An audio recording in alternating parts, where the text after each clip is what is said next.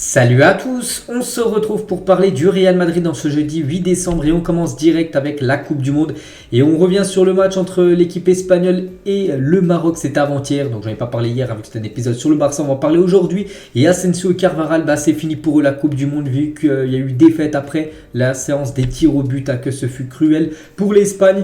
Donc Asensio il a joué 63 minutes lors de cette rencontre, donc Dani Carvajal n'a pas joué. Donc les Espagnols sont éliminés en huitième de finale de la Coupe du Monde 2022. Donc voilà, c'est fini pour Asensio, c'est fini pour Dani Carvajal pour cette Coupe du Monde. Petite photo de Marco Asensio qui a joué quasiment une heure, je l'ai dit, lors de ce huitième de finale, perdu par l'Espagne. Et pourquoi l'Espagne n'a pas fait tirer son capitaine tué clownesque donc Luis Enrique? C'est vrai que Sergio Ramos, c'est vrai qu'il joue plus du côté du Real Madrid, mais c'est une légende du côté du Real Madrid. N'oubliez pas qu'il n'a pas été appelé pour jouer à cette Coupe du Monde. Sergio Ramos, on sait qu'il tire très bien les pénaltys. N'oubliez pas que les Espagnols avant-hier ont marqué aucun pénalty, donc il y aurait peut-être eu Ramos en tireur de pénalty, peut-être il aurait marqué lui son pénalty. Donc voilà, c'est vrai que déjà de ne pas avoir pris Ramos, je pense que ça a été une erreur de Luis Enrique pour cette Coupe du Monde. Et le dernier buteur côté marocain, les gars, c'est un ancien joueur du Real Madrid qui a fait tellement de mal à son pays où il est né, parce qu'il est né à Madrid, tout simplement. Achraf Hakimi, il a joué du côté du Real Madrid, maintenant il joue du côté de la sélection marocaine et c'est lui qui a marqué le but victorieux et en plus une panenka. Ça nous a fait penser au but de Karim Benzema.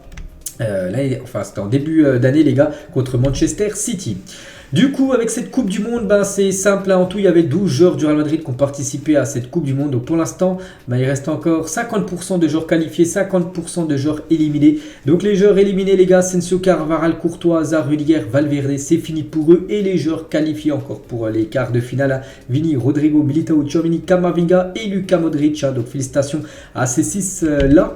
Et du coup, on connaît maintenant les affiches, bien sûr, des quarts de finale. Donc il y aura quelques Madrilènes qui vont jouer, comme j'ai dit, voilà, Modric avec la Croatie, Tchouaméni, Camavinga avec la France et Vini, Rodrigo, Militao avec le Brésil. On peut voir à chaque fois leur adversaire et on peut voir que le Brésil jouera contre la Croatie. Donc par exemple Vini contre Luka Modric. Et on va parler de Vini Junior à l'entraînement. Regardez l'entraînement du Brésil avec Vini Junior en plein milieu. C'est quoi? Un gros point d'interrogation, on ne sait pas ce qu'ils étaient en train de faire. Et toujours avec Vini, les gars, par rapport à ce futur adversaire, la Croatie, demain à 16h, le coup d'envoi. C'est une équipe difficile qui est arrivée en finale de Coupe du Monde en 2018. À chaque étape, on jouera les meilleurs, donc on doit être prêt pour cette rencontre demain après-midi contre les Croates. Il a également dit, nous avons encore de nombreuses célébrations à faire. J'espère que nous pourrons continuer à faire beaucoup de danse et à bien jouer et à atteindre la finale de la Coupe du Monde. Toujours avec Vini, il parle d'Ancelotti, m'a toujours donné la confiance dont j'avais besoin. Il est comme un père pour moi. Voilà les belles déclarations de Vini. Donc Ancelotti m'a toujours donné la confiance et l'amour dont j'avais besoin. Il est comme un père pour moi. Je veux lui envoyer un gros câlin. Je suis content de l'affection qu'il me porte et je le remercie pour ses nombreux messages. Toujours avec Vini, cette fois-ci par rapport à Modric, futur adversaire demain du Brésil. Donc Modric m'a beaucoup appris et continue à le faire pour que je puisse continuer à évoluer. C'est un exemple. Donc Lucas, Cristiano, Thiago Silva rendent à nouveau normal pour un joueur de performer à leur âge. Je suis content de jouer contre lui et que le meilleur gagne demain lors de ce match Brésil-Croatie. Toujours sur ce match Brésil-Croatie, donc Vini Junior, il est en conférence de presse avant cette rencontre et on peut voir qu'un chat s'est invité à la conférence de presse de Vini Junior. C'est pour ça que voilà, toutes les déclarations en gros, c'était les déclarations de la conférence de presse de Vini Junior avant ce match demain. Une petite photo de Vini Junior avec Lucas Paqueta de Flamengo jusqu'à la Coupe du Monde. Bien sûr, deux anciens joueurs de Flamengo. Maintenant les deux sont du côté de la sélection brésilienne. Et toujours avec Vini Junior, donc son frère Vini Junior, donc il est actuellement au Qatar pour soutenir le Brésil et soutenir aussi Vini Junior. On peut voir qu'il était très très content après le but de Vini. C'est lui, Vini, qui a ouvert le score lors du match Brésil-Corée. C'était lundi. Donc il était très très content. Le frère, bien sûr, de Vini Junior. Et la même chose, le frère de Vini Junior avec le papa de Rodrigo. On peut voir, bien sûr, qui ressemble beaucoup à Rodrigo, à son père. Voilà, bien sûr, c'est son père. Bon, des fois, un père ne ressemble pas beaucoup à son fils. Mais lui, on peut voir vraiment qu'il y a des airs, bien sûr. Donc voilà, la famille Rodrigo et la famille Vini Junior, actuellement au Qatar pour soutenir la Seleção. Et côté Rodrigo, les gars, donc voilà, en gros, papa, il appelle Luka Modric parce que demain, Rodrigo, qui considère Luka Modric comme son potentiel, son père numéro 2, on va dire, bien sûr. Donc il va jouer contre Luka Modric demain contre la Croatie. L'équipe de France, on sait qu'il y a deux joueurs du Real Madrid, Camavinga et Tchouaméni. On peut voir que Tchouaméni devrait commencer titulaire en poste de numéro 6 demain. Non, c'est plutôt samedi. Voilà, le match des Français, ça sera samedi soir contre les Anglais. Tchouaméni sera la sentinelle de l'équipe de France et Adrien Rabiot qui commencera également titulaire normalement. Donc il parle de Tchouaméni, il a un rôle important. On joue avec beaucoup de joueurs offensifs. Il est ce joueur qui compense, qui doit colmater les brèches, récupérer le ballon. Il me donne la possibilité de me projeter comme j'aime le faire et aller dans la surface. Donc voilà, en gros, c'est un peu le genre couteau suisse. Aurélien Tchouaméni, celui qui colmate les brèches. Voilà, comme dit si bien Adrien Rabiot. Côté équipe éliminée, là on a parlé des équipes qualifiées, la Croatie, la France, le Brésil. Donc équipe éliminée, on sait la Belgique. Et Thibaut Courtois, les gars, actuellement il est en vacances. Voilà, quelques jours de vacances avant de reprendre l'entraînement du côté de Madrid. Et actuellement il est aux Maldives. Voilà, Thibaut Courtois avec sa copine ou sa femme, je ne sais pas s'il est marié. Et Eden Hazard également, lui aussi en vacances avant de reprendre l'entraînement. Donc il est à New York. On peut voir qu'il a assisté à un match de NBA hier. Voilà, Eden Hazard, petite photo de lui. Une grosse info là maintenant d'Eden Hazard, les gars, parce que c'est officiel. Eden Hazard met un terme à sa carrière internationale. Donc maintenant il va se concentrer à 100% sur son club qui est le Real Madrid. Donc le message qu'il a pu mettre sur ses réseaux sociaux. Donc une page se tourne aujourd'hui. Merci pour votre amour. Merci pour votre soutien inégalable. Merci pour tout ce bonheur partagé depuis 2008, depuis son premier match en sélection belge. J'ai décidé de mettre un terme à ma carrière internationale. La relève est prête, vous me manquerez. Donc voilà, Eden Hazard et la Belgique, c'est fini. Donc en tout, ses stats, c'est 126 matchs, 33 buts, 36 passes décisives, mais il n'a jamais remporté de trophée. Eden Hazard du côté de cette sélection belge. On revient à Madrid, on va parler du Real, bien évidemment, bien sûr, parce que l'entraînement, on sait que ça a repris depuis le 1er décembre, on est le 8 aujourd'hui, et les photos aujourd'hui de l'entraînement du jour avec monsieur Carlo Ancelotti qui est avec la magnifique veste cette saison du Real. On peut voir Nacho, on peut voir aussi Toni Kroos avec Valero en fond d'image, Luna ou même, voilà, tiens, Modric-Zola, Ceballos ou même Marlo Diaz. Donc voilà, c'est un petit comité pour l'instant, les entraînements avant le retour par exemple, voilà, des Belges, voilà, de Valverde et tout ça, bien sûr à l'entraînement du côté de Madrid. Même Benzema, les gars, Benzema devrait être de retour le 9 demain. Voilà, Benzema devrait faire son retour demain du côté de l'entraînement. On va parler un petit peu info mercato et le Real Madrid est proche de boucler la venue d'Hendrick. Là vraiment c'est imminent, la signature officielle d'Hendrick. Donc le montant du transfert devrait s'élever à hauteur de 72 millions d'euros. Je pense qu'il y aura des bonus dans ce montant. Donc le champion d'Europe espère clôturer ce dossier très rapidement. Donc c'est Fabrizio Romano qui donne cette info. Donc voilà, c'est pas fait parce que c'est pas encore officiellement dit, mais c'est quasiment fait. On va employer ce mot.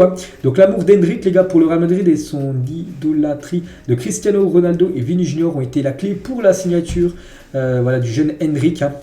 Donc en gros, le Real Madrid peut remercier énormément Vini, mais surtout Cristiano Ronaldo. Pourquoi ? Parce que Hendrick, c'est un énorme fan tout simplement de Cristiano Ronaldo. Et il a adoré Cristiano Ronaldo quand il évoluait du côté du Real Madrid. Donc voilà, par exemple, la story Instagram qu'il a pu mettre lors d'un dernier jour, là, il a mis Cristiano en mentionnant CR7 avec la célébration qu'il avait fait, bien sûr la célébration de Cristiano Ronaldo. Donc voilà, bien sûr le Real peut remercier Cristiano par rapport quasiment à la signature d'Hendrick, parce que c'est un fan bien sûr de CR7. Le jeune Hendrick, il a voulu peut-être faire le même parcours que son idole. Et du coup, vu que c'est quasiment fait, on peut dire, regardez le futur trio offensif. Donc Hendrick 16 ans, Rodrigo 21 ans et Vini sera quasiment le plus vieux alors qu'il est très jeune, il a 22 ans, mais maintenant sera le plus vieux, on va dire, de ce trio, 22 ans. C'est qu'Hendrick, les gars, la relève du côté de Madrid. Et toujours avec Madrid, les gars, donc il parie sur Hendrick au lieu d'Haaland. Donc l'une des priorités du clan Haaland est d'avoir la voie libre en 2024, ne pas avoir de concurrence de ce niveau.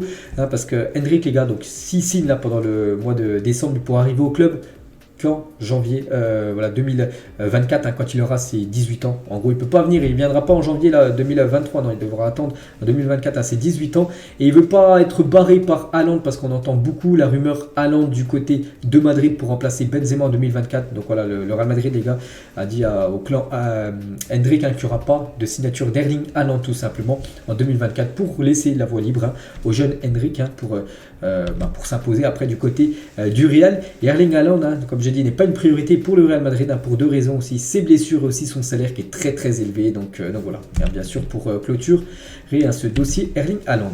On va parler cette fois-ci d'un coup dur, les gars. C'est que Hendrick, c'est la bonne nouvelle, mais ça c'est la moins bonne nouvelle, les gars.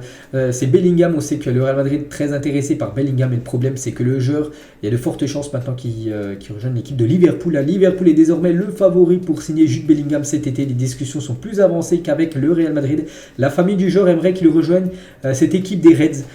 Donc voilà, ça c'est pas la bonne nouvelle du jour. Donc un agent, c'est Mario Cortegana qui dit ça, un agent m'a dit que Jude Bellingham adorait la première ligue. Et voilà, on pense à l'équipe de Liverpool. Du coup, ça c'est pas une bonne nouvelle, bien sûr, concernant Bellingham, qui est aussi une priorité du côté de Madrid. Toujours avec le Real, l'un des clubs avec lesquels Cody Gakpo s'entretiendra après la Coupe du Monde, lui qui réalise une magnifique Coupe du Monde, le joueur néerlandais Cody Gakpo. Et le Real Madrid suit très attentivement sa situation en club après sa Coupe du Monde, parce qu'on sait qu'il est du côté du PSV, et peut-être le Real Madrid pourrait passer à l'action concernant le jeune Cody Gakpo. Toujours avec les infos transferts, parce que là on en parle de quelques infos. On va parler aussi de ce joueur, les gars, Sandy Lovric, donc un joueur de Udinese. On peut voir qu'il intéresse le Real Madrid. Donc c'est un milieu de la Slovénie. Voilà, je connais pas le joueur. Quand je connais pas, les gars, je vous le dis, je suis franc. Donc voilà, le Real Madrid s'intéresse à son profil.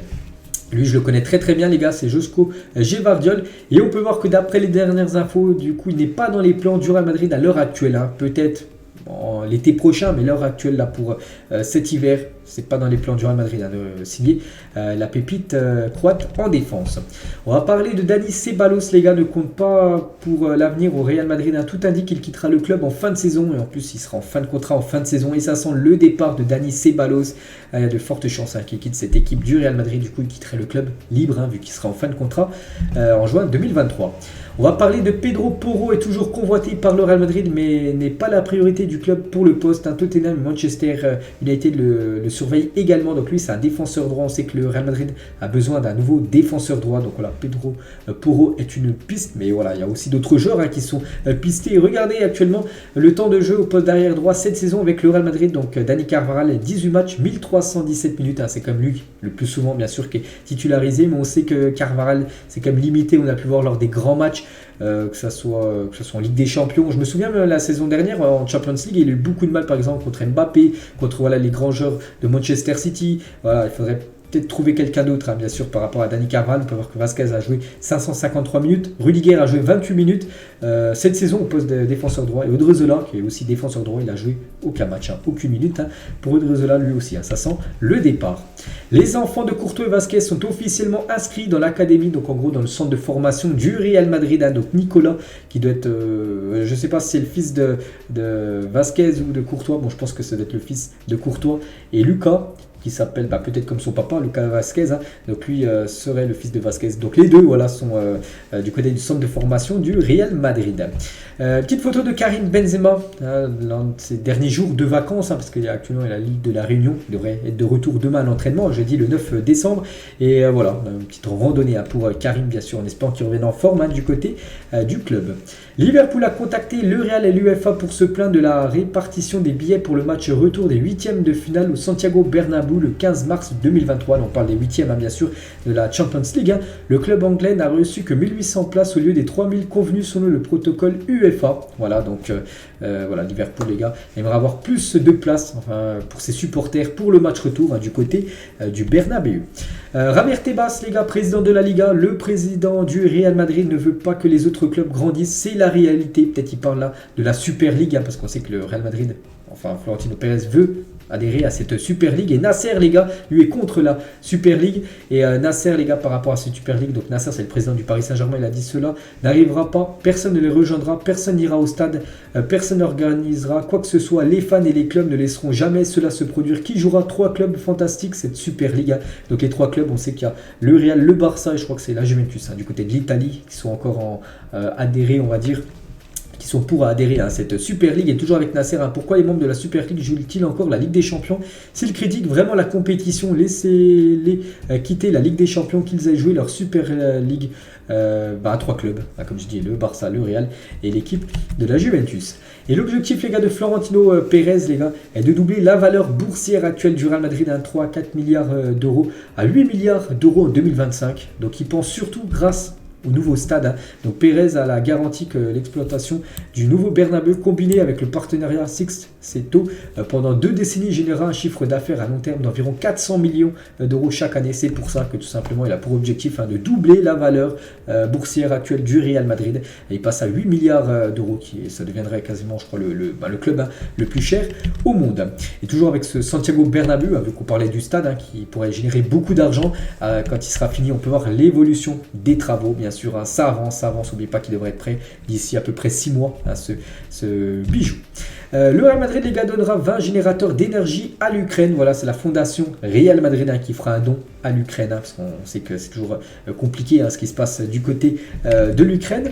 On va parler des jeunes, les gars, menés au score. Le Real Madrid Castilla, donc l'équipe B, a su renverser le match pour s'imposer 2-1 contre le Rayo Majadahonda. J'espère que je le dis bien. Avec cette victoire, les hommes de Real sont provisoirement 2e du classement, à 2 points de la première place. Ça se passe plutôt bien pour les U19 du côté du Real Madrid. Voilà, ils sont quand même 2e du classement. Concernant les filles, donc le Real Madrid jouera la Super Coupe d'Espagne féminine dans la ville de Mérida. C'est du 16 au 22 janvier 2023, là dans à peu près plus d'un mois. Donc le Barça, la Real Sociedad et le Sporting de Huelva seront les autres équipes qui participeront au tournoi. On espère bien sûr la victoire pour le Real Madrid féminin. Et on finit aujourd'hui, les gars, avec une petite info qui date il y a 5 ans, jour pour jour. Cristiano Ronaldo remportait le Ballon d'Or 2017. Il est encore joueur du Real Madrid quand il a remporté ce Ballon d'Or.